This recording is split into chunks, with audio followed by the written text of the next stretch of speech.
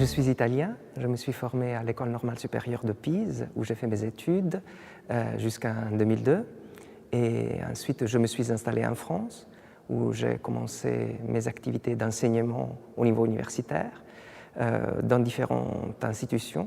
Et actuellement, j'enseigne l'histoire de l'art du Moyen-Âge à l'Université de Lausanne, en Suisse, et à l'École pratique des hautes études à Paris.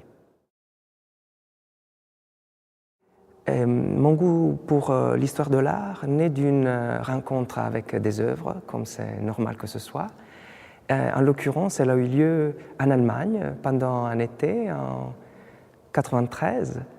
Je visitais la ville d'Hildesheim à une époque où il y avait une grosse exposition sur un évêque mécène du XIe siècle qui a vécu à Hildesheim et qui en a marqué le paysage urbain.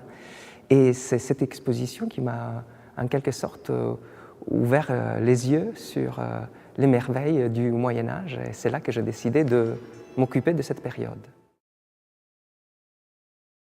Je pense que l'histoire est toujours une construction, et donc il est difficile de dire si c'est l'histoire qui forme le présent ou si c'est le regard d'aujourd'hui qui modifie le passé. Je pense que je dirais plutôt comme ça, que nous construisons tout le temps et reconstruisons et transformons le passé, nous le remodelons en fonction de nos besoins. Et en même temps, si nous voulons nous entendre, nous comprendre, être solidaires les uns aux autres, il faut bien que nous fassions un acte de création du passé qui contribue à fonder notre identité commune. Et cela, évidemment, a des conséquences capitales sur la construction de l'avenir. La fin du Moyen-Âge me fascine parce que, à travers les œuvres, dans les œuvres, autour des œuvres, j'aime chercher les hommes qui les ont voulu, créés, admirés.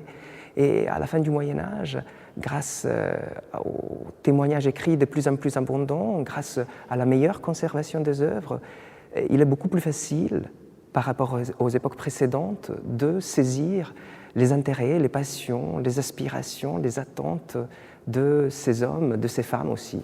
Et je pense que c'est surtout cette sensation plus facile à créer de proximité au passé qui me fascine dans la fin du Moyen-Âge.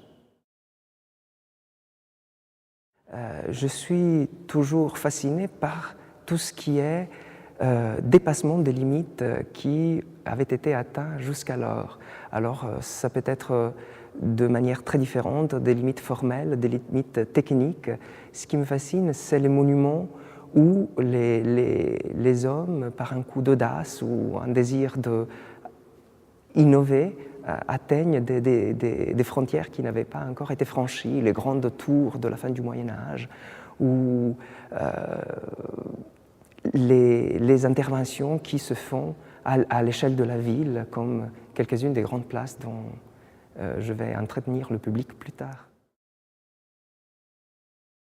Je pense que si on a un fort ancrage dans l'histoire, il est plus facile pour l'architecte de créer quelque chose de novateur et de personnel tout en étant en accord avec le contexte dans lequel il s'insère. J'avoue que je ne sais pas si c'est une règle universelle, mais personnellement, j'ai une préférence pour les architectes qui essayent de se mouler dans le contexte tout en réussissant à apporter quelque chose qui contribue à prolonger une tradition. En tant qu'historien, je doute souvent de l'existence de valeurs universelles et je crois plutôt au fait que les valeurs sont toujours le fruit d'un effort de reconnaître quelque chose qui nous parle dans les œuvres du passé ou dans les œuvres contemporaines. Et je pense que la plupart des réponses ne peuvent qu'être individuelles. Et la qualité est quelque chose qui dépend en large partie des goûts, des expériences, des connaissances de tout un chacun. je ne pense pas trop en arrière dans le temps, parce que j'ai l'impression qu'on vit quand même très bien aujourd'hui par rapport aux époques précédentes, mais si j'avais la possibilité de faire un bref séjour et un seul, j'irais certainement au XIVe siècle. Il faudrait bien voir si j'ai compris quelque chose ou si je me suis totalement trompé en étudiant ce moment-là de l'histoire.